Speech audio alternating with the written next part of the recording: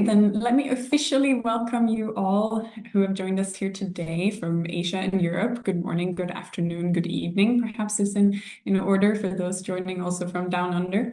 Thank you so much for being with us here for this final webinar as part of our series, Young Minds, a Global Bridges, Discovering the Power of Science Diplomacy.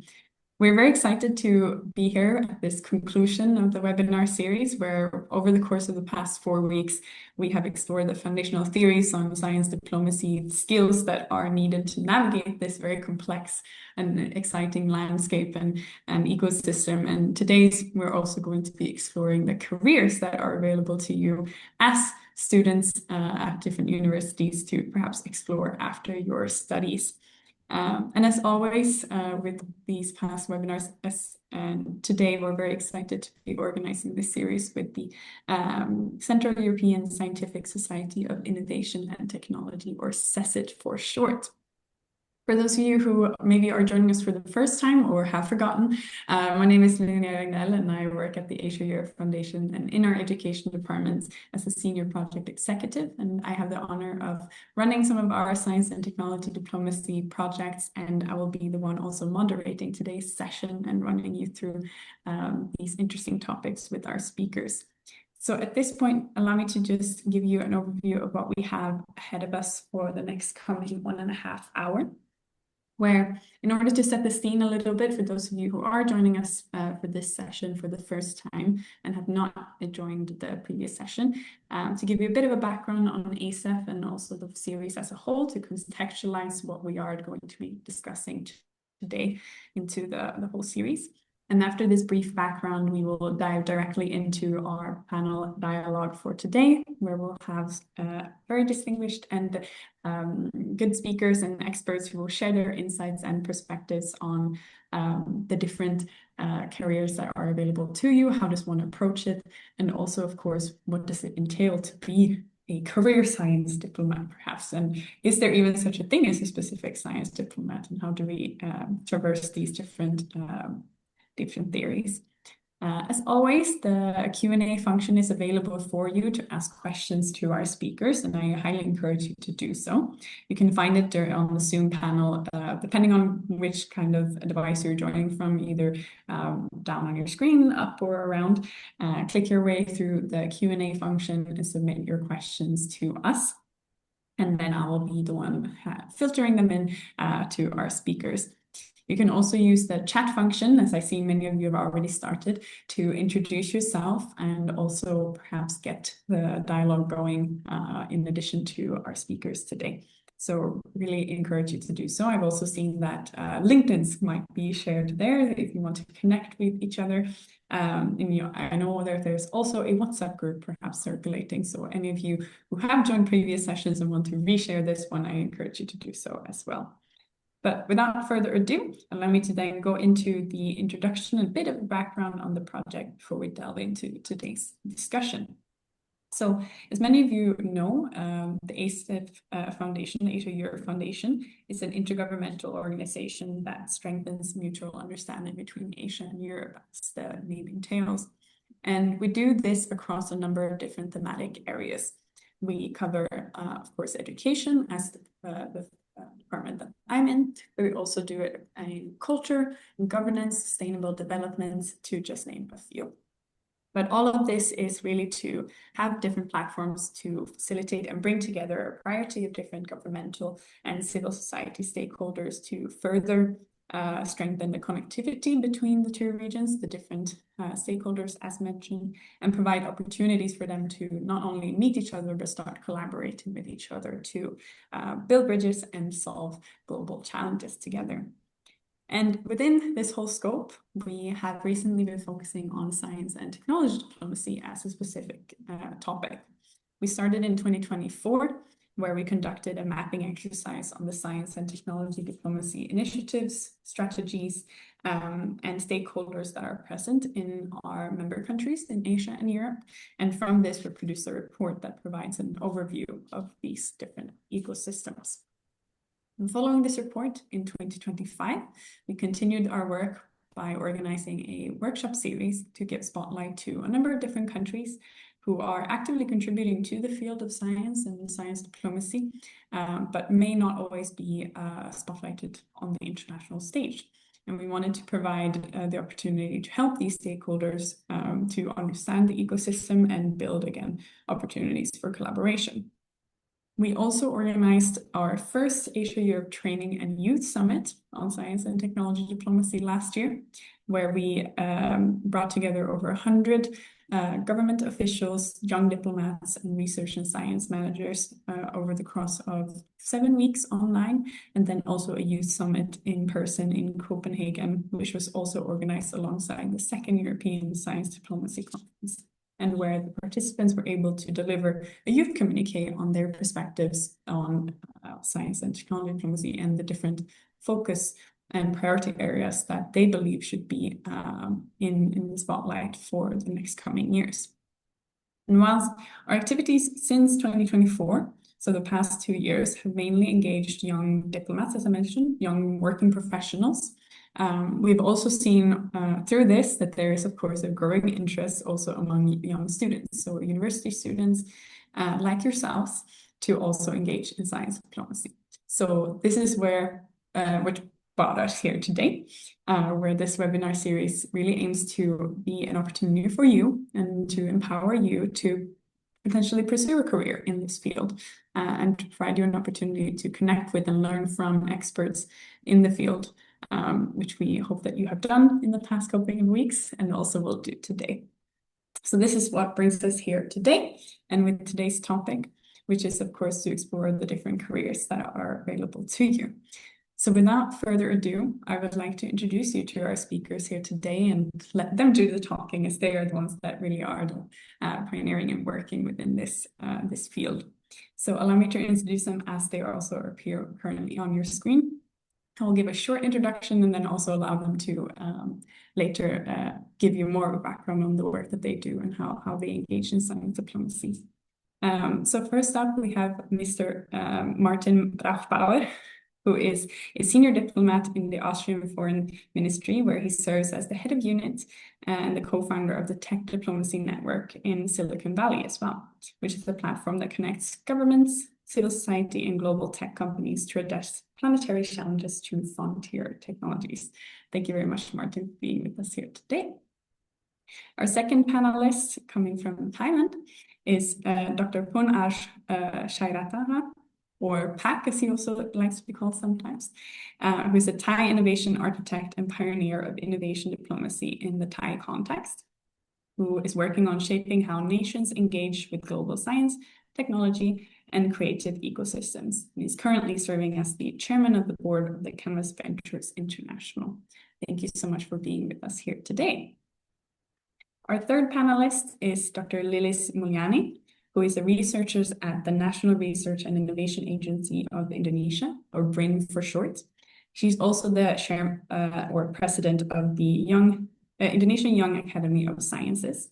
And her research focuses on land law and agrarian studies, human rights, group rights, and legal methodology. Someone with legal background, I really find this very interesting myself. Thank you so much for being with us here today, Lilis.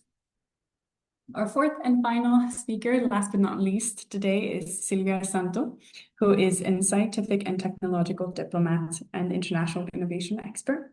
And she is currently serving as the science and technology diplomat at the Embassy of Hungary in Paris. Thank you so much, Silvia, for being with us here today. We were also supposed to be joined by Dr. Ronit Power from the Australian Academy of Sciences, but unfortunately she is not able to join us here today due to some urgent business she had to attend to. But we still extend our thank yous to her for accepting our invitation and hope to be able to bring her into one of our sessions in the future. But with that in mind and those introductions taken care of, I would like to now give the floor to our speakers for a quick introduction and initial statement from each and one of you to share a little bit about yourself. As I mentioned, I just mentioned your role, but what does it entail, and how did you come to get introduced to science diplomacy, and how can we any specific topics that you want to pose to the group for further discussion today. So perhaps I'll give the floor in the order that we also were presented. So Mr. Martin, would you like to take the floor first? Well, thank you so much, Linia, for this kind introduction and also for the invitation. It's really a pleasure and an honor to be back here at the Asia Europe Foundation. Quick introduction to myself. I'm today in Vienna in Austria, where I serve as an Austrian career diplomat in the Ministry of Foreign Affairs. I'm in charge of UNESCO and also of issues related to technology. Previously to my current role, I was actually in the Asia department, there in charge of our relations to the ASEAN region. And previous to that, I served for 9 years in California, in Silicon Valley, dealing with new technologies, frontier technologies. I served for a number of years as Austria's first tech ambassador to Silicon Valley. And I also worked there in the field of the arts. In this introduction, we were asked to talk about our relationship with science diplomacy, the practice, the diplomatic practice that evolved in Silicon Valley, I would say, over the last 10 years. It's called tech diplomacy, and this is where I've been very active, kind of co-shaping this new practice, I would say. Of course, if you look at the long and illustrious history of science diplomacy, which goes back much, much further, there's a lot of inspiration, even when it comes to the definition of what tech diplomacy is, mirroring a little bit the conceptual frameworks from science diplomacy. There's a lot of overlap as well, obviously, between science and technology, but because a lot of breakthroughs in new technologies come from groundbreaking science and vice versa, as well as, of course, in the diplomatic practices as well. And if I want to talk about my inspiration, why I think science and technology is important, as I mentioned at the beginning, I'm at the moment in charge of UNESCO affairs. And if you look at the history of UNESCO, which was founded like the United Nations in the year 1945. That was, of course, a year in my country and in Europe and in much of the world, a year where the Second World War, one of the most disastrous events in human history, had just ended. And people came together from all over the world to make sure that this would never happen. And in the constitution of UNESCO, which is the United Nations organization for science, culture, education, and information, there's an explicit reference to that there's this hope that when people work together in science and all these other fields, that would, contribute to a stable, lasting, and sustainable peace. I think it's particularly in a time like today, where there are, renewed conflicts and a kind of different atmosphere for sure than we have been used to over the last decades. We should remind ourselves of this hope in peace, but also in what it needs to create a peaceful international order, and science being one of those main contributors. Thank you very much for that introduction. A couple of points here that I think we can build on in the coming hour that we have ahead of us. Next up, Punar, who would like to go ahead? Thank you. Good afternoon from Bangkok. My name is Panat Chairat. You can call me like a Pac-Man. My background started with working at the National Science, Technologies and Development Agencies in Thailand, so-called NASDA. Firstly, I involving with science diplomacy through APEC Center for Technology Foresight. At that time, the Royal Thai government candidate ourselves to be the host countries of the APEC Center that's taking care on technology foresight all around the APEC member. So I got involved with foresight as a tool for science diplomacy at that time. So I need to deal with quite a few number of scientists, technologists, and at the same time with diplomats and also industrialists. That's why I take point of departures of my involvement with science diplomacy to ecosystem building, international relationship. And later, when I moved to university, I found a graduate school of management and innovation, or GMI, at King Mongkut Universities of Technology, Thonburi, mainly focused on technology and innovation management, but rarely talk about diplomacy until I moved to Prime Minister office. I work for the government to establish a new agency quite similar to Whitehall Strategy Unit. At that time, it's called Public Policy Development Agency, trying to co-organize the cabinet through innovations, science technology, and also some big project policy. When I took a leadership of a National Innovation Agencies, or NIA, which is a granting agency,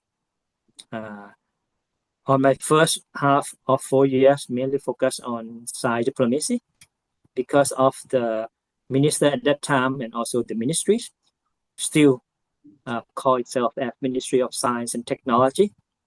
So we mainly focus on building up the capabilities of diplomats. For the ministry, we only have the Office of Science and Technologies in Brussels and in Washington, D.C. And later, it expanded into Beijing, but still just only 3. Why we started to work across the street with Ministry of Foreign Affairs, which is quite fortunate. We just being a neighbor, good neighbor of Ministry of Foreign Affairs. We start to think about the concept of science diplomacy.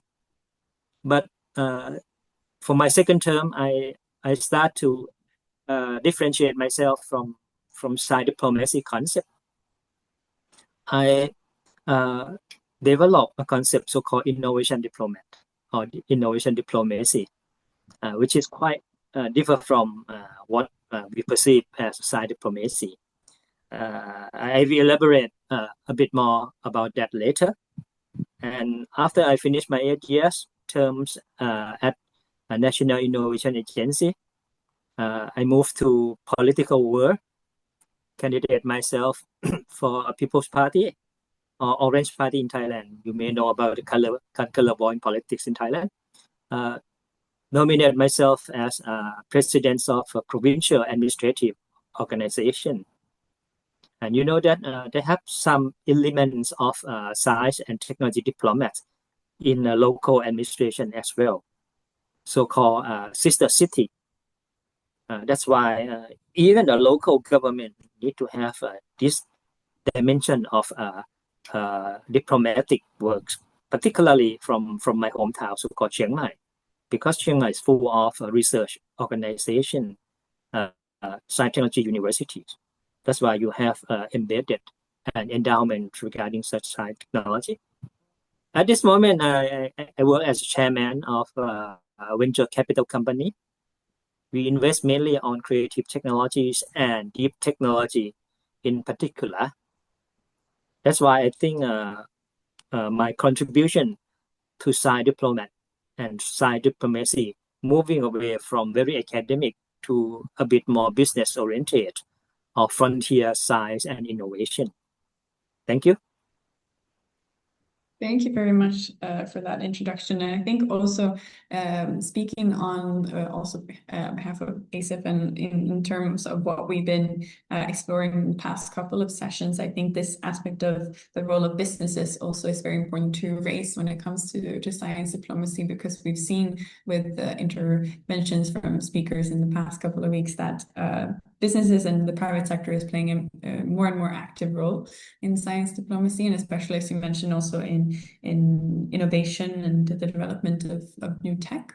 So I would really like to keep this in mind and hear more from you later on as well. Thank you so much. Lilis, would you like to go next? Yes, thank you very much, Linnea, and thank you for having me. So my name is Lilis Mulyani. I'm currently a researcher. So I've been a researcher for more than 25 years, firstly in the Indonesian Institutes of Science, which in 2023 turned into the National Research and Innovation Agency, or BRIN. But my first encounters with the science diplomacy actually started back in 2015 when I was first joined a network on evidence-based policy. And then it gets more focused on doing science diplomacy when I joined the Indonesian Young Academy of Science, or ALMI, in 2021. Following my graduation from the University of Melbourne. So interestingly, so my path is quite different from Martin and Dr. Pak, because my path is mainly working in science diplomacy from the Academy of Science. So my membership with ALMI, which is started in 2021, has given me the opportunity and uh, wonderful networks, global and regional networks of scientists and early career young researchers. And since I have a law background, I did my PhD in law.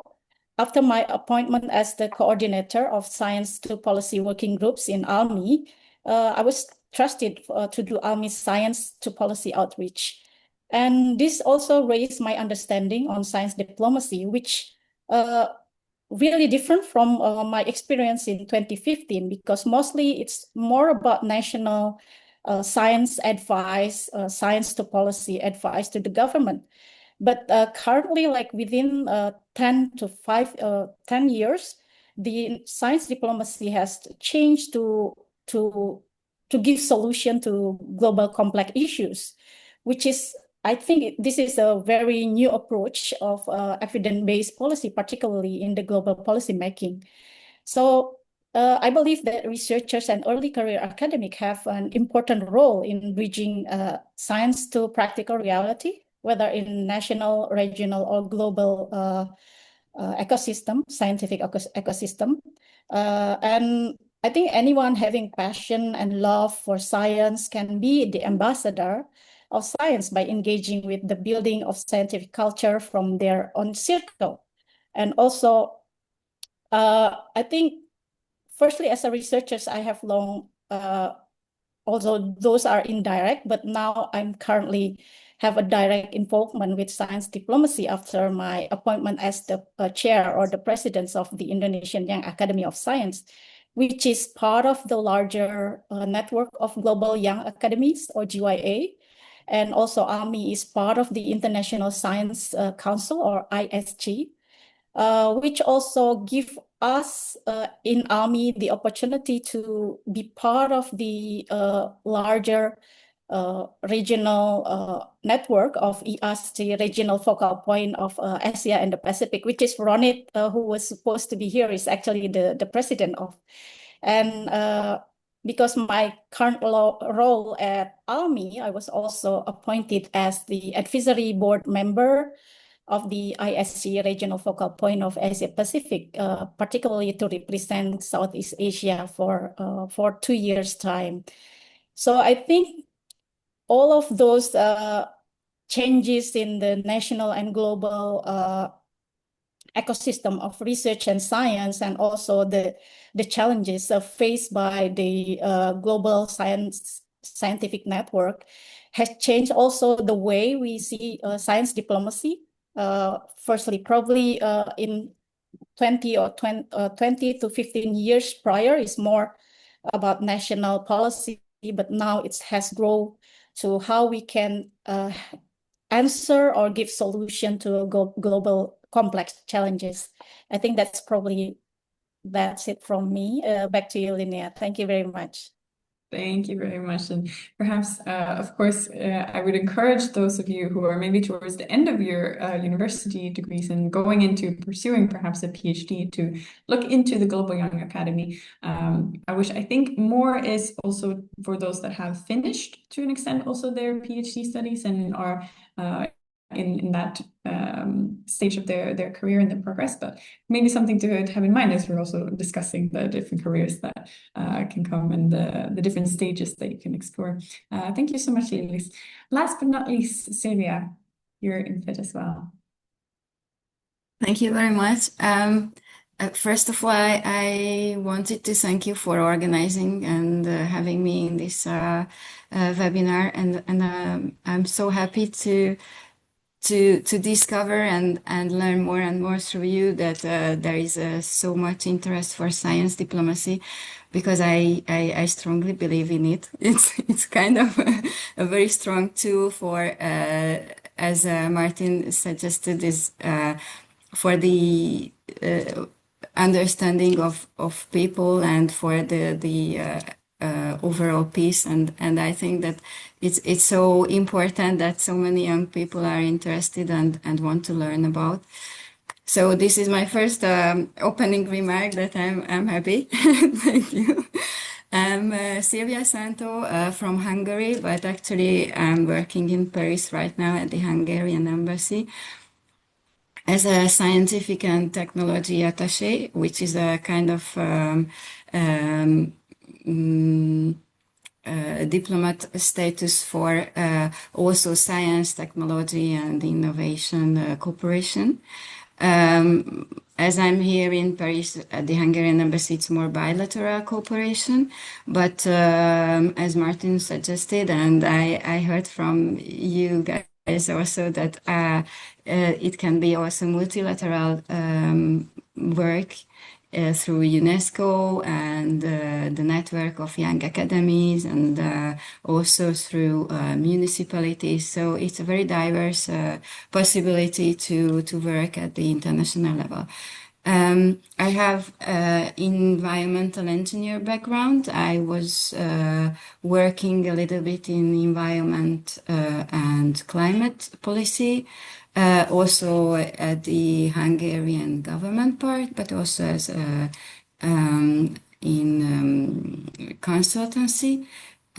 So I also have some experience in let's say the policy making part, which led me to find out how it is important to have evidence-based and science-based policy making.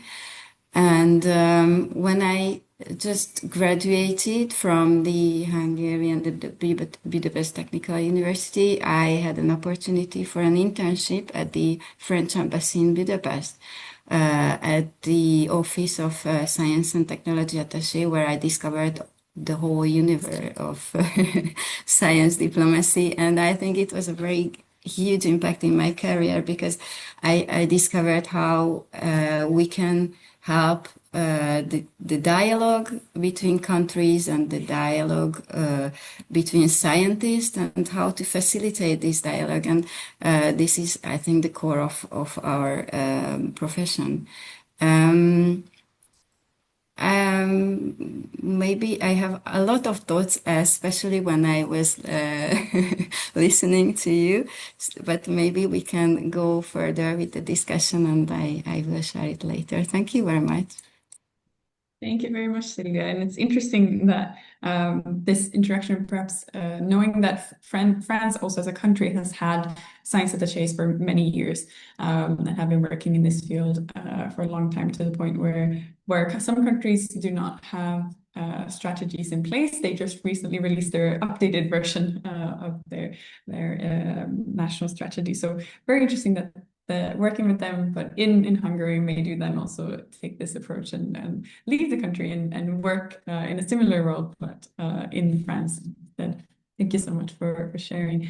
Okay, and at this stage, when we've heard the first initial statements from our speakers, I would like to again encourage our participants to submit your questions in the Q&A, because I have a couple of questions to kick us off, but then I would really like this conversation to be with your input and what you would like to hear from our speakers today, and let us have that guide where we go from here. But I have a couple of points that I want to touch on with each of you, and I also encourage our speakers here today to follow up on each other's points when I ask a question. So whilst I may start out with one person, I really encourage you to come in as well where you have additional points. But perhaps let me come back to Martin to start us off, where, of course, many of you here on the panel have been working across different stakeholders and with the multitude of ones. But perhaps, Martin, you would like to share a bit about, based on your experience having worked in science institutions with governmental networks and also with international cooperation across the different regions with the US and Europe and also with the Asia office, as you mentioned. Is there any way that you can say that there are either similarities, differences? How do we look at science diplomacy from these different regions? And does it vary depending on where you are in the world and which institution you are with, let's say? Yeah, well, if I look back at my own career, I think I've and tried to create a narrative of that. I've been largely involved in diplomacy, in so-called soft diplomacy skills, largely in science, culture, a lot of culture, and then even technology is not. This is all not considered classical diplomacy, and so one of the questions that one poses is how does one prepare for that? And I think the interesting thing about diplomacy, to talk about that for a moment, is that you generally can't really prepare yourself, enough for all the different tasks and stakeholders that you will be confronted with in a classical, normal diplomatic career. And my message to you, as you are maybe considering entering such a career, is to relax and not to worry too much. It's also not necessary. A diplomat is a generalist by definition. And one of the, I think, privileges of such a career is that you will be, in the course of your career, be confronted with a lot of different stakeholders, with a lot of knowledge, with a lot of skills and expertise that you don't have, but that you will learn from, for sure. And what you bring to the table as a generalist is kind of more of a big picture perspective. And also, I think something that is also even needed for scientists and, technologists or even, entrepreneurs, because we talked about innovation as well, is to get out of, people need to get out of their silos. They need to get out of, just thinking within their circles, within their world. That is even true for the scientific community as well, and have an interdisciplinary approach, because today's challenges indeed, as Lilis mentioned, are global, and there's a lot of pressure on scientists, on diplomats, on policymakers, even on entrepreneurs to solve, some of these ever more pressing challenges. So we need to listen to each other. We need to get out of our silos, and we need to also keep on learning. There's not like, that you prepare yourself, you study something, and then you know it all, and then you employ that in the course of your career. On the contrary, what I learned many, many years ago, and I'm actually not even a technologist by training, I studied philosophy. It's for sure helpful, but certainly, things change rapidly in our world, and you need to constantly keep on evolving yourself because the world is evolving. So my idea about diplomacy and science is the combination of both are helpful for both. And to your question of whether there are differences, in Asia, in Europe, and the United States, of course there are a lot of differences. I would say particularly when we look at a phenomenon like artificial intelligence, which is, something that is on everybody's minds in our societies, in our economies, in our policies.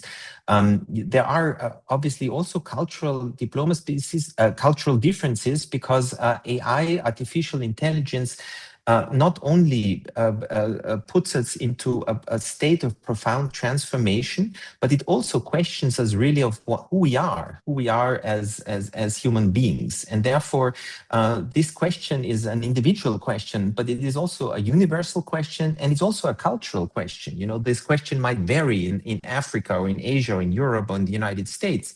And so questions of who we are, also questions of control. Can we even control who we are? And therefore, there are questions of sovereignty. There are questions of, do we have the means and the control over those questions of identity? And they are obviously very, very different. So we are in a moment in time in the world of profound transformation, of disruption, which poses a lot of questions to us individually, but also as societies. I think science has the advantage of being a universal craft. It is ultimately something that as a scientist you do, you engage because you're fascinated by your quest for the truth and to advance your own knowledge. And for sure, if you do so, it's a win for you. It's a win for your academic partners, for your university, maybe also for your country, but ultimately it's also a win for humanity as a whole. And I think that is something that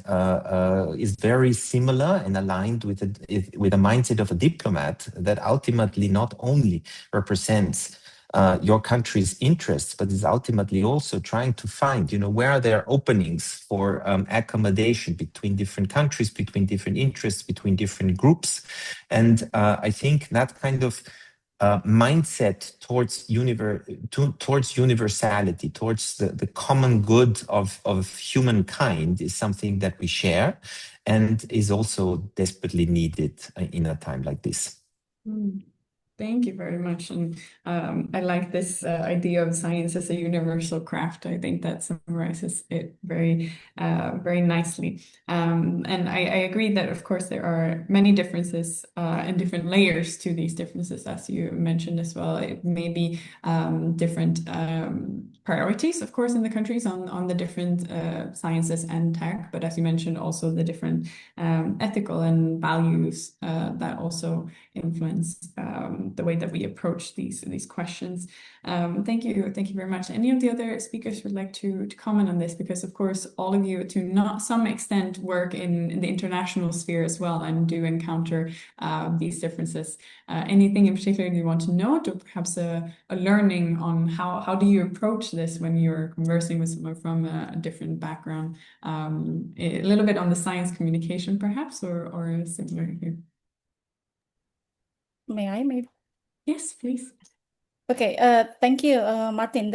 I think that's a very important point to raise, particularly on the advanced technology with the AI and digital disruptions. And I think I would agree with you, because that has changed the way that science connect to the policymakers, because of this widely open access to information is not only allow us as researchers or scientists to the abundance of resources and knowledge at the global level, but we can also build more networks with this new technology, and which is, I think that's very rapid in the last 10 years. I would agree with you. Thank you. Thank you very much. Anyone else? Yes. May I also add something? I was listening by shaking my head that I'm completely agree with that when I hear you. I think when we are talking about the skills a science diplomat needs, I think that it's something very general in a way that it's not an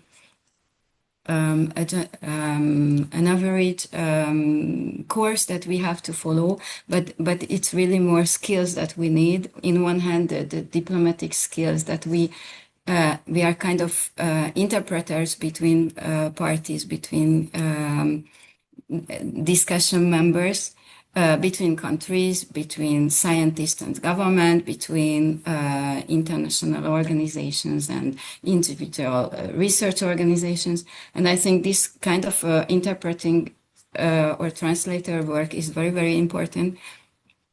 And that's why we need this openness and be curious to understand each other and help to make understand the others with the same question, with the different points of views. This is, I think, the diplomatic work we do.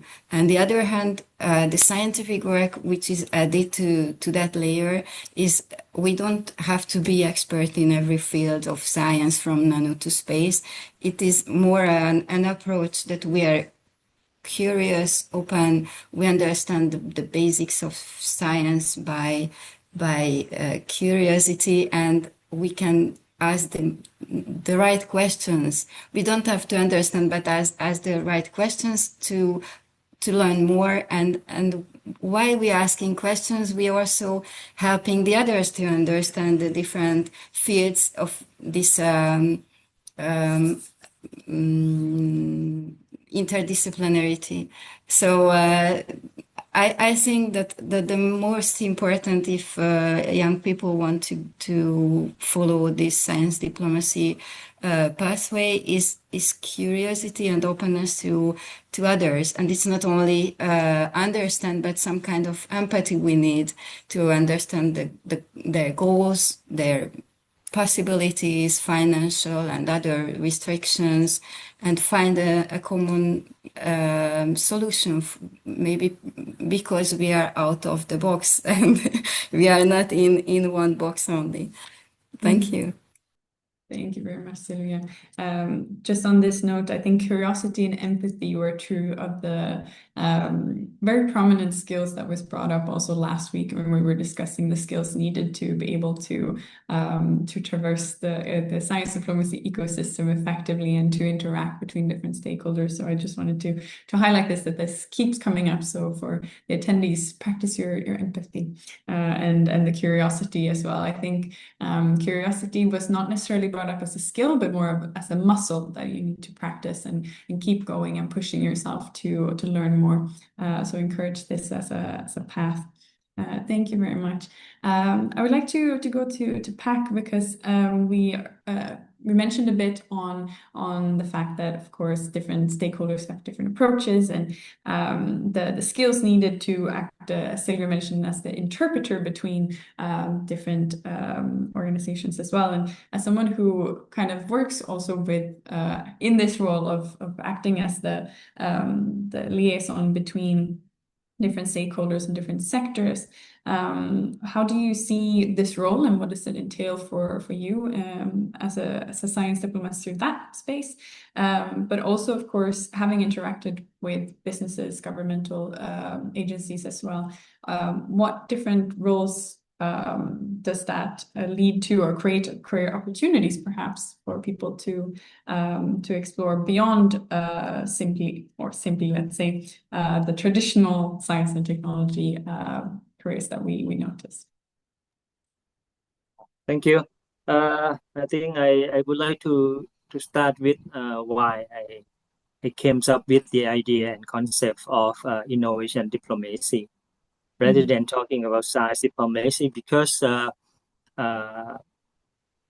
a high stake, science diplomacy is always involving with so-called sovereignty, technology sovereignty. We're talking about nuclear technologies, talking about some related science as a power bargaining or bargaining power for some specific nation.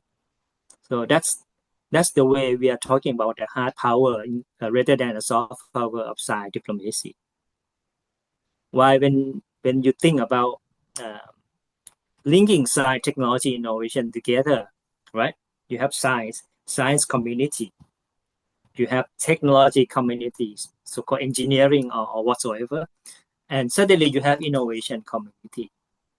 Majorities of people who working in science communities or even science diplomacy, they mainly work with career academy. They are researchers either in universities or research and technology organization or RTO. To some extent, when we have a large conglomerate, large national conglomerate, a big one, that's happen to be key players on research. That's different sets of the research.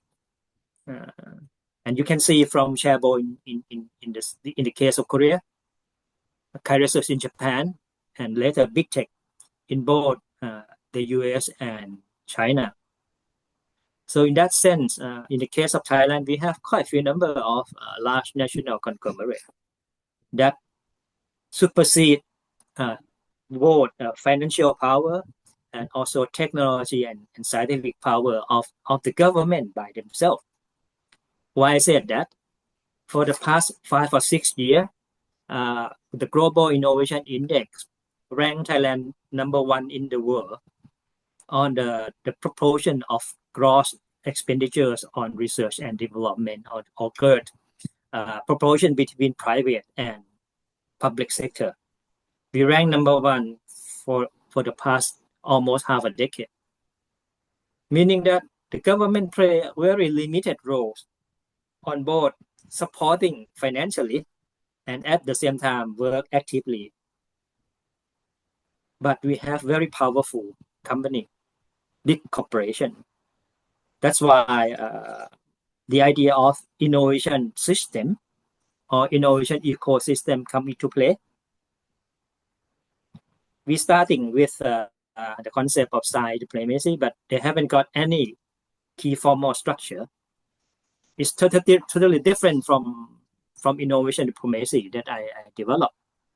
We signed MOU with Ministries of Foreign Affairs, Department of International Economic Affairs. That's the diplomat, the whole department working on economic negotiation, work with companies, tech companies, but they haven't got no knowledge regarding to innovation management, innovation process, but we do at National Innovation Agency. So we came up with the Innovation Diplomat Strategic Playbook. At Ministry of Foreign Affairs in Thailand, they have a special class and one course dedicated to science and innovation diplomacy. The first post of diplomats from the ministry need to learn what really means innovation diplomacy, science diplomacy, so at least they understand and they can keep their career path into that specific area. We start working with WIPO, start working with OECD, because for the next 3.5 years, Thailand will represent and nominate themselves as a new member of OECD. We face a lot of problems on finding a capable people to work in Paris. And they have so many DG, and one of them is Science, Technology, Innovation DG. So in that sense, the career as a career diplomat, we start working with ambassador, start working with a young diplomat that they have a special desk on trade, but not academic. This is very important. In the early day, we face a lot of problem working with a lot of diplomatic corps and diplomatic posts in Bangkok, because they keep sending people from division or department working with academic and research to talk with us. So you see, we share different key stakeholders. We do not talk research. We talk about post-research activities. We talk about how we can joint venture, do some fun together, or do some landing pad and launching pad between two countries. For example, we successfully launched Year of Thai-French Innovation Year when President Macron visited Thailand a couple of years ago.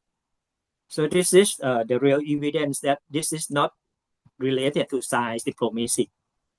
This is innovation diplomacy, but the diplomat as a career diplomat, they need to have a multidisciplinary knowledge. First, they need to understand science, they need to understand technology, they need to understand businesses, they need to understand innovation, and they need to know how to speak investment and business language. That's why this is quite a remarkable achievement in the Thai context, that we can move our so-called strategic partnership in diplomatic world. I think strategic partnership is quite important. It's a long-term relationship, and innovation can take a priority role, not trade, not defense, but you can do innovation. But it's very difficult for developing countries or catching up countries to represent science as a real priority, because we're still lagging behind on research, right? But if you mix research with innovators, with startup, then you can do something miracle. You can do something related to a different career. But I still have a reserve on the structure of the embassy. Some leading innovation countries design their own diplomatic corps and put innovation into research and academic division. If you face something similar like this, it's a bit difficult, right? Because you need to talk with university rector, you need to talk with academia, you need to talk with researcher and public agency. Why some government agencies and ministries of foreign affairs already allow Department of Trade or trade attaché to talk science, to talk innovation. I can give you a good example. La Tech of the French Tech, or Business Finland. When you dig deeper, they have a lot of diplomatic dimension. That's why I work with them. So this is totally different stakeholder, both government side, Ministry of Foreign Affairs side, and also company. So if you want to work as a career diplomat, then you need to think something like that. But you can use the diplomatic knowledge to work with big corporation that they have government affair. For example, some big tech company, both the US and China, they have very huge and big division of government affairs, and you need to be a very good diplomat. This is another way that innovation diplomat work with big corporation. And I think your career opportunity do not fix with Ministry of Foreign Affairs, or if you have a dream to be ambassador, that's one thing. But if you want to use diplomatic knowledge to work as a key mediator of ecosystem, that's very interesting. Thank you. Thank you May very I much. add something? I was gonna invite Sylvia to comment. It's so interesting, and it's so related to our work. Actually, I'm kind of animating or leading a circle of diplomats in Paris from foreign countries who are involved in science, technology, and innovation sometimes. And every structure of each embassy is different point of view, who is dealing with science and innovation and technology. And it leads to your thoughts about who should be involved when we talk about innovation. And yes, the successful ones are not even involved. I mean, it's not the embassy who is leading the role towards the partners, but these are incubators, these are big companies, they are investors. And my experience is that if I'm if I'm connecting someone in the French ecosystem about how Hungarian startups can have success in France, they are not really willing to cooperate because it's not their way to work. They are willing to cooperate with agencies or maybe Hungarian startup itself, but the embassy has not really a big role in it. So I completely agree what you are saying, that innovation policy is something, innovation diplomacy is something that is apart from the diplomacy work we are doing in an embassy. And when you start towards the TRL line of research to become a product in the market, more you are advanced, more you are far from science diplomacy and the embassy and the diplomatic work. So I think it's very relevant that you were touching here in your speech, and thank you very much for this thinking together. Thank you. I would like to invite Martin also perhaps to comment, because of course with your work also having been in Silicon Valley, also where of course there's a lot of businesses and startups place as well. Yeah, if you have any comments on what's been said. Yeah, sure. No, I largely agree with many of the notions that you mentioned when you emphasized, on the task, on the scale of the task, when it comes to how to make a country innovative and competitive. You need to really, it's not just about, hard facts. It's really a mindset question. And when I was posted to Silicon Valley, that was probably the most important, the most immediate task, to just simply, understand the mindset of one of the, if not the most important source of innovation at the time.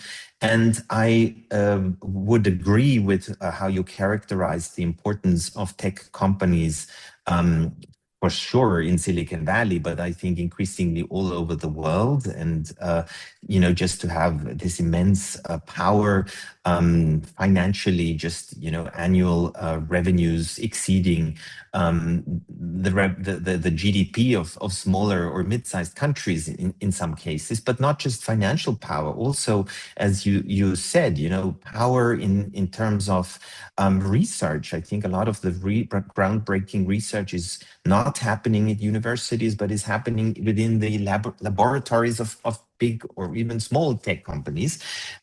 So that is a change of shift of perception. And then, of course, and that makes it even more pertinent for diplomats, the power big players have in the international system, on just traditional foreign policy as well, the whole geopolitical dimension of big tech. I think these are all the ingredients of, I would say, you call it innovation diplomacy. We called it in Silicon Valley tech diplomacy. I think ultimately it's a big and profound change of all of diplomacy that is happening as we are speaking. I think all governments need to address that. That is a cultural change. It's a change of skills. I do want to maybe qualify a little bit the need to also not forget the role of the government in an innovation ecosystem like Silicon Valley, for sure. There was, when I arrived there, this idea of keep governments away at an arm's length, maybe sometimes forgetting how important government subsidies, government support of groundbreaking research was at the very foundations of Silicon Valley. If you know a little bit of the history of an agency like DARPA, for the defense ministry, how they really helped propel some of the groundbreaking research that led then to things like AI and the internet. You will also say that all of these players are necessary. I think also, fantastic universities are absolutely necessary. In the case of Silicon Valley, you have them right there, and they are really, working on groundbreaking research as well as kind of how on ideas, and I think some of them, really like Stanford University really came up with how do you translate groundbreaking research into entrepreneurial success, and they came up with models which I think many of the countries and universities are now trying to adopt or copy in some ways. So I think, yes, we need to listen and understand the entrepreneurial mindset. We need to understand also questions of power and control that exceed the traditional perspective of the nation state, and need to really, also rethink our international system to include all these new phenomena, these new players, how to handle them. And I think diplomacy is at the center of it. And there is often, I think, a call, for diplomacy, because as Sylvia and I think also Lil has really mentioned, we are kind of interpreters, translators between different worlds, and these worlds often, have a tendency to become silos. Even Silicon Valley was a silo in some ways, where people kept telling each other how great they were at changing and saving the world, but sometimes missing important points because they were living in a bubble. So I think the role of the diplomat there is also break through these bubbles, understand the bubble, but also understand where you come from, understand the outside world, create bridges, create openings, create interfaces, so to speak. This is a beautiful work because it's not only challenging, but it enriches you, on an intellectual level, day by day. Obviously, I think it is the hard task for every single country, for every single Ministry of Foreign Affairs, how to incorporate innovation into our own structures. Diplomats have a bit the reputation of being very slow, conservative people, stuck to protocols that are centuries old. I don't think that that's entirely fair if I think of so many wonderful, very agile and very flexible colleagues who are very curious, as Sylvia said, and who have this empathy and who want to change. I think what really also needs to change is for countries to develop a vision and a strategy of where they want to go and how they can use both the scientific community and the diplomatic community to achieve those visions and those goals. And I think this is also shows that this is a kind of career that is not, in both sectors, something of the past, something that can be easily replaced with AI. There's all this talk about AI replacing all jobs that exist today. I think, and I think some of the things we do will be replaced by AI.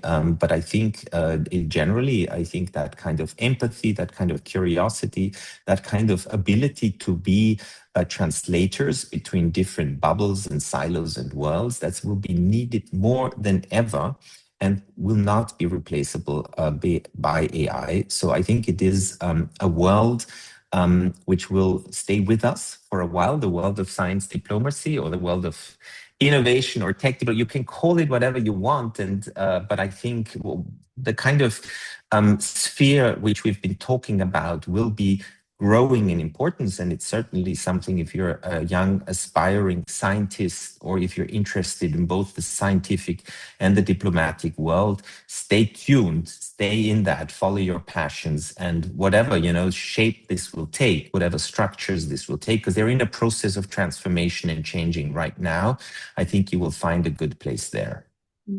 Thank you very much. A lot of food for thought here, and I think what is important here is to recognize, as you mentioned, that all stakeholders have their own role to play in this field. And I want to give a bit of a reference to what I mentioned in the beginning of the session, where we at ASEF have organized the country-focused workshop series, which delved into the different stakeholders that are active in the countries that we highlighted, governmental, academic, and business stakeholders, and how they both work with each other within the country, but then also their importance and activities outside of the country in the region. So just want to put this as a reference in the chat to those who are interested. We explored Indonesia, Thailand, Malaysia, and Kazakhstan as the case study focuses here. And with that, I also want to go over to to Lily's, because now, of course, we've been saying that the important research is not happening in the institutions, happening at in the businesses. But of course, you're coming from the National Research and Innovation Agency in Indonesia. So perhaps you would like to share a bit about how researchers, career researchers, are contributing to this field, and also as you're working within, I know BRIN has a lot of different departments and it's a very complex structure in itself within the country, but then also with international partnerships beyond as well. How does one work as a career researcher, and how can you contribute to science diplomacy through that? Yes, thank you, Lina. I was enjoying the discussion earlier, which is also related to the different roles of the parties that involved in science diplomacy. But I would give the perspective from researchers, because I'm doing research mostly. So in building career in science diplomacy while staying rooted in our disciplinary research field, I think the first thing that you need to do is a bit different from what Sylvia mentioned earlier in her introduction. I think building an expertise is one of the main strengths, or probably the primary assets in science diplomacy for researchers, because we give advice and based on our expertise and how we answer emerging issues, emerging problems, whether it's at national level, regional, or global level. And we try to track down, or like to give data on the emerging trends, and also guide to industry strategies. But of course, how we build expertise, and how how we are doing research, and how it connects to the government or to the industry is like Park already said, it's a later stage of a research. So what I mean by building expertise is what we are doing in the research activities. But for following that, we also need to show commitments and demonstrate dedication to science and communication in particular. So we have to give our research output on outcomes feasibility, which invites more involvement in our research, and engage with other stakeholders and communities. So I think be feasible to work, whether you are a researcher or academics working in universities, and engage in science dissemination or science communication in every way.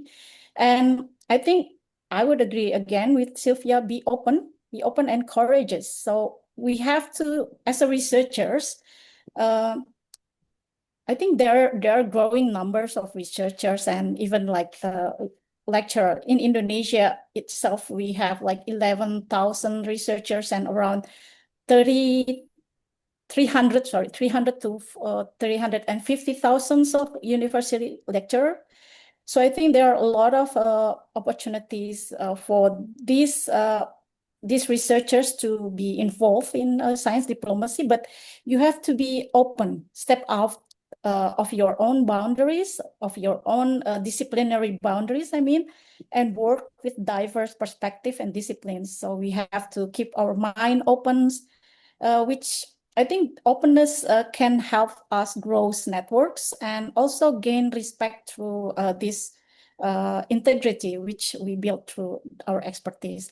So I think how researchers can contribute to diplomacy, on your first question, Linnea, I think joining networks following our expertise, I think joining networks is also one way of us as researchers to expand our linkage or our connection with the global audience, with the global stakeholders, with the global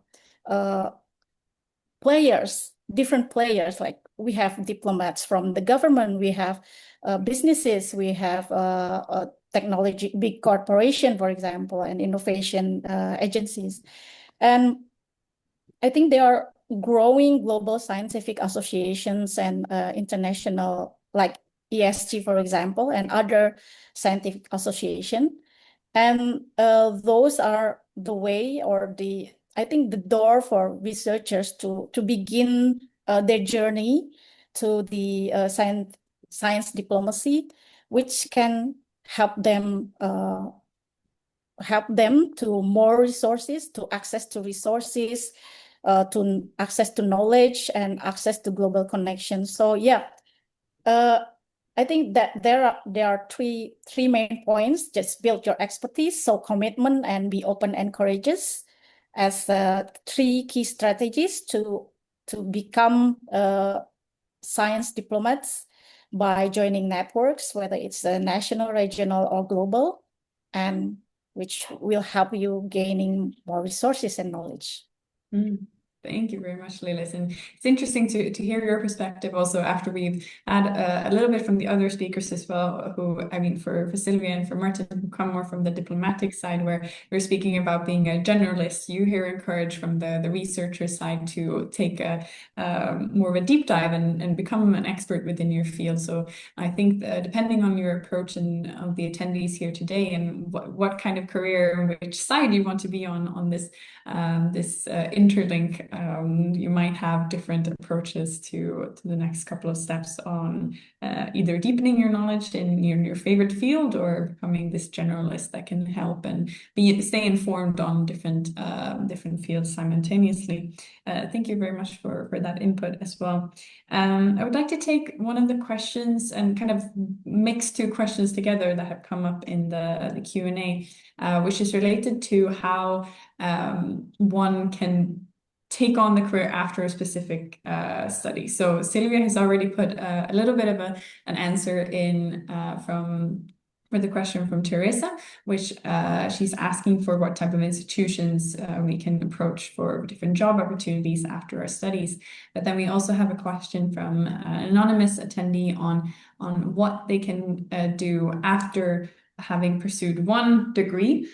Should they pursue another degree to perhaps even the field on their background here, or is there another approach here in mind? So I guess my question to any of the speaker who wish to address it is, first of all, is there such a thing as the best degree that you can have to then take on a role in science diplomacy? And then does that, if there is a best one, or if there's not a best one, will that degree influence then which steps you can take afterwards? For example, Sylvia, you shared perspectives on approaching international organizations such as UNESCO and OECD, which from at least my own experience applying also to some of these internships, sometimes only require that you have a degree, not necessarily in a specific field. So yeah, anyone of our speakers would like to address these points?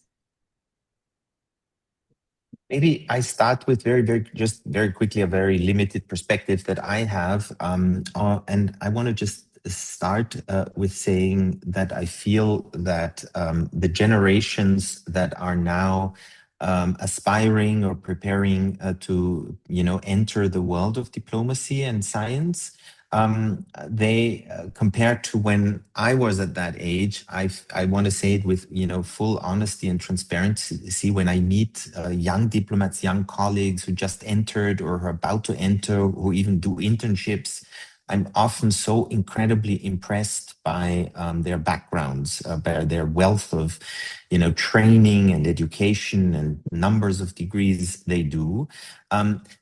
And that is certainly has become much more pronounced than it used to be. So, also due to mobility, due to possibility, also due to the internet, there's a lot you can do in terms of education. But I would say that there's also a limit in terms of how important that becomes. I mean, it's not like if you have 7 PhDs that you are then so much more valuable than if you only have one. I think ultimately, I would just say it is important that you have a good, solid academic education and training, that you know how to think like an academic, that you ask the kind of right questions, not so much what it exactly is that you study, and because this thing might become less relevant with time in your career, but more like that you learn how to think. That is also something that we need more than ever. I would say, you know, what I sometimes encourage younger colleagues or people, you know, who are just thinking of whether to become a diplomat or not, to do is just to be maybe a little bit more courageous in terms of formulating and forming their own opinions and their own approaches. Because I know there's a lot of pressure, a lot of competition, and it's increasing, and that kind of leads to a lot of conformism and conformity. But ultimately, when we talk about innovation, and we truly mean it, I mean, that word means new. You know, we need new ideas, and be courageous to have them. If you feel surrounded by an academic or bureaucratic or others kind of environment where you keep hearing the same things and they kind of do not really convince you fully, try to come up even as young as you are with something new. You know, this is a time of transformations where concepts, you know, don't really work anymore. And I see that a lot. There's a lot of openness and willingness, both in institutions, in governments, even in academia, to embrace new ideas. So that would be my encouragement, not to like pursue 7 PhDs and have a checklist of all these kind of CV accomplishments. Sure, it does impress you for a moment, but ultimately what does impress is people that are curious, people that dare to think out of the box and to come up with new ideas. And even, you know, when you're at the beginning, keep trying. It doesn't take risks. It doesn't matter if you're always right. You know, we always have wrong ideas, and then we change them once we realize that. Thank you very much, Martin. Lilis, yes.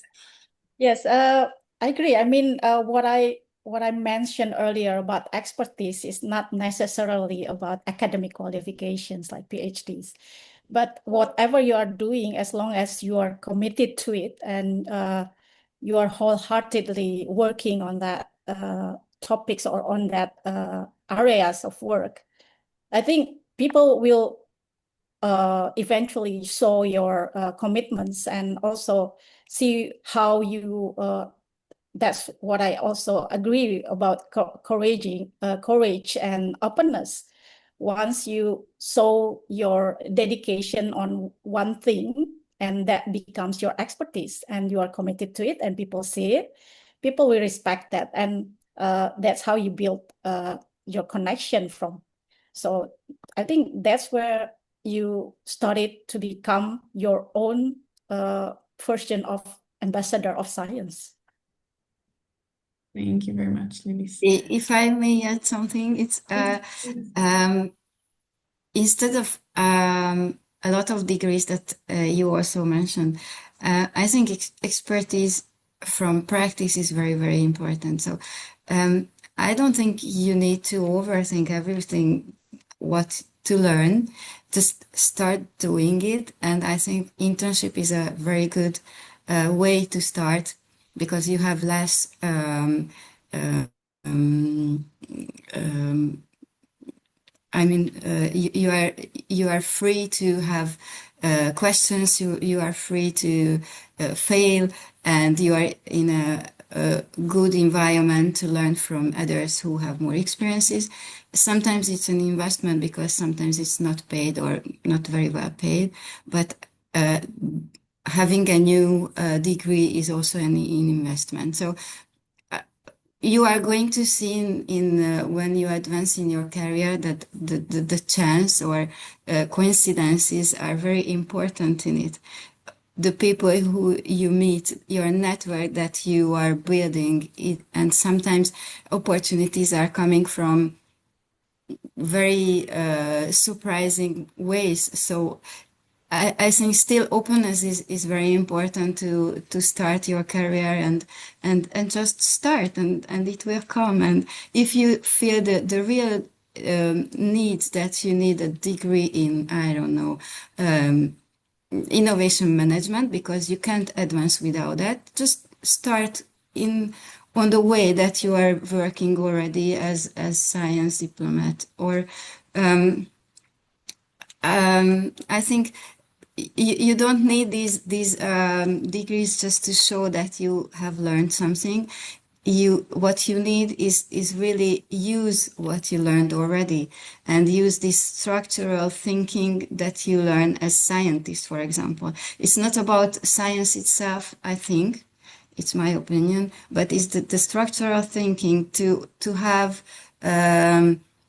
this kind of understand the different point of views of the others and make a whole structure about it and help the others to join this structure. And I think this is most important than degrees itself.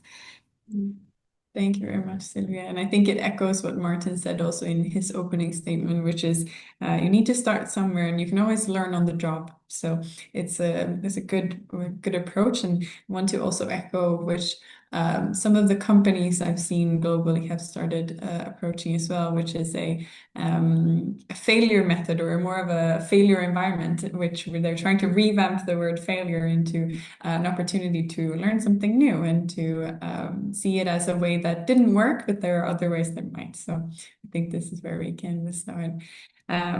Pak, do you want to contribute with any final points on this matter, on this, before we go also into our closing remarks for today? Yes, I think the most important one, in my opinion, is about linguistic capabilities. Whatever discipline is okay. You can learn by practice. You can learn by listening. Learning by listening, learning by doing. But the most important things, the first step is that you need to have very good command of language that you are going to speak with people. It's not necessary to be English, but English definitely one important one. Apart from that, I think it's art of communication, art of negotiation, because at the end of the day, you need to building up your own ecosystem and network and make the relationship long and last. That's the most important one. Thank you very much. With that, I think we're coming towards the end of today's session. So I would like to give the floor to each of the speakers again for any final closing remarks before we say goodbye for today. So perhaps starting where we just ended off, Pak, do you want to deliver your closing remarks for today? Oh, thank you. I think we may need to think in an orthodoxical way when you talk about science, technology, and innovation. People always think in a linear model of research, development, engineering, and innovation. Science, technologies, and innovation. So you have starting point and you have end point. But in the real world, we're talking about something similar to an ecosystem that they have a real life situation, have so many stakeholders and so many situations. You have at least 4 groups of countries or economies. You have a leader, you have follower, you have catching up countries, and you have a laggard. So when you apply this position, I wouldn't say the level of development. This is a position that each countries are facing it. So in that sense, you need to understand the position and endowment and work in a very innovative way on how to be a very productive diplomat. If so, you want to work on science diplomacy, technology diplomacy, or innovation diplomacy, then you need to understand innovation system or science regimes rather than only things related to diplomatic protocol. You need to understand the ecosystem in that specific position. Then you will happy and enjoy the works that you are going to work, and also the people that you are going to meet. Good luck. Thank you very much, Pak, and lovely to wish a bit of good luck also. And I can echo that it's a difficult field perhaps to to get a full grasp on. And if there's anything that I've heard or take away myself from having heard our speakers over these past 4 weeks, is that there's no one way. As Pak mentions, it's not a linear path necessarily. So you have to have resilience as well and know that it's something that you want to contribute with. And as Pak mentioned, to try to make sure that once you know it, it's when you're going to have fun and actually be able to traverse it. So thank you very much. On my screen, I think we go the reverse way then. Sylvia, would you like to deliver your closing remarks? Thank you very much. Well, I think a lot of things was said today, and then I think the most important as a takeaway message that you are already on a good track, that because you took these courses and took these workshops and you are participating in it because you are interested. And I think this is one of the most important in this profession, to be curious, empathic, and also having this structural thinking. But I would like to mention also the importance of network, because if you know the right people, you have more influence, and this is also part of our job, to have influence, but in a good way, to give the power for science, for innovation, for enhance the world in altogether. And as just a last remark to these degree questions and having more studies or not, I think this is more about the credibility of you. If you are, you can have the good argument when you are speaking to someone, and it's also related to the language skills. If you have the good argument, you are credible, and no matter what, if you have the degree or paper or not. And this is important to be credible. You have the basics of you are telling, and I think this is the most important. And there are so many ways that you don't need to have to follow a pathway of someone. It's just have the self-confidence to show up and try, and no matter if you fail or not, you just keep on going. And yeah, it's kind of general, but I think it's it's important here also to start. And there's only one last thing. I don't know if it's it helpful or not, but I just discovered that in Paris in September there will be some kind of diplomacy showroom for students, and this year that will be strengths on science diplomacy. So maybe if you are around in Europe, in Paris, beginning of September, it will maybe help you also to discover more this profession. And really thank you that you are interested, and I'm looking forward to work with you. Thank you. Thank you very much, Sylvia. I will try to see if we can find more information on this, the showrooms we can share with the participants. But otherwise, I in general encourage everyone to start following different institutions on LinkedIn, on Facebook, and everywhere, because these types of events do pop up every now and then, and it's great to be able to attend them and see people in action and talk to those that are already perhaps more experienced in the field than you, and can give more of a perspective on it as well. Okay, next, oh no, sorry, thank you. Next on my screen also, Lilis, would you like to deliver your closing remarks? Okay, thank you. Very short. So, science diplomacy can come through your passion and engagement in science innovation, and not always through formal education or formal diploma trainings, but can also come from practical experience in science to policy, and building wider networks on science and innovation communities, and also ecosystem. We each have different roles, and for that we need to build our own expertise, show commitment, and always open-minded on different perspectives, so we can stay rooted in our own main roles, while also building a career in science diplomacy. That's thank you. Thank you very much, Lilis, for that. Last but not least, Martin, your final remarks.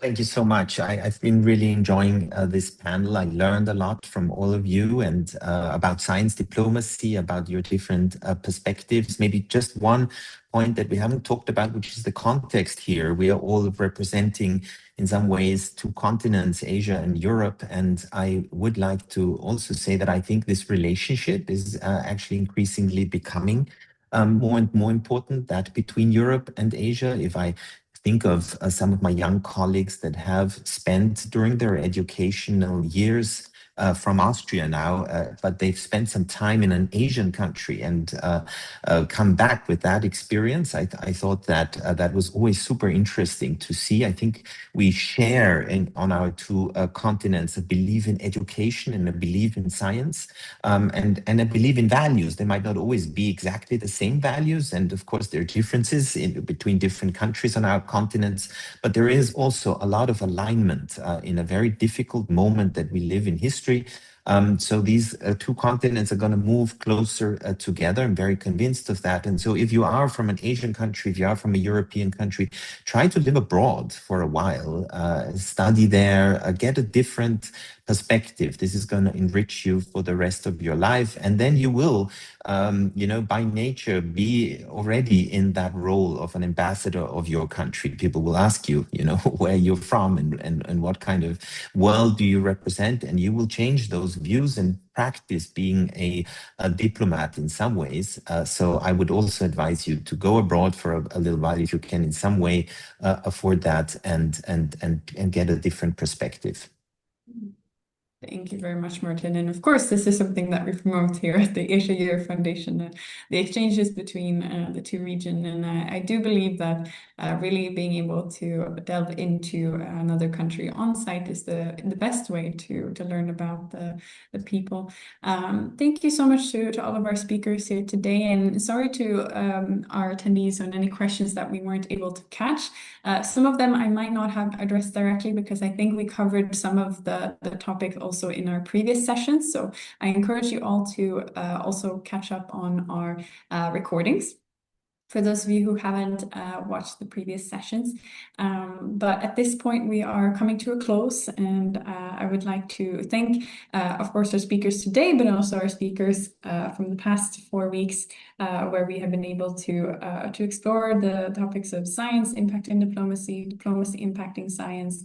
We've gone through the different skills that are needed. We covered, of course, this a little bit here today as well. And how can we approach a career in science diplomacy? There's no specific path, but that doesn't mean that you don't have anywhere to start. So I definitely think that you can all start to map out the ecosystem around you in your region, and then also globally where you can contribute, get involved in the networks, as Lilis mentioned, and start exploring this very interesting path. So again, thank you everyone who joined us. We hope that you learned a lot, because I know that I did, and Martin also mentioned that he did from this session. So I hope that you've enjoyed your time with us, and that you also come back for our other projects on science and technology diplomacy. So thank you for your attention today. To those of you joining us from Europe, have a good rest of your day. To those of you joining from Asia, good rest of your evening or good night, depending on where you're joining from. We hope to see you again next time for one of our other projects. We wish you all a fruitful, continuous path in science diplomacy, and hope that we get to meet you along that path sometime in the future. Thank you all so much for today. Goodbye. Thank you.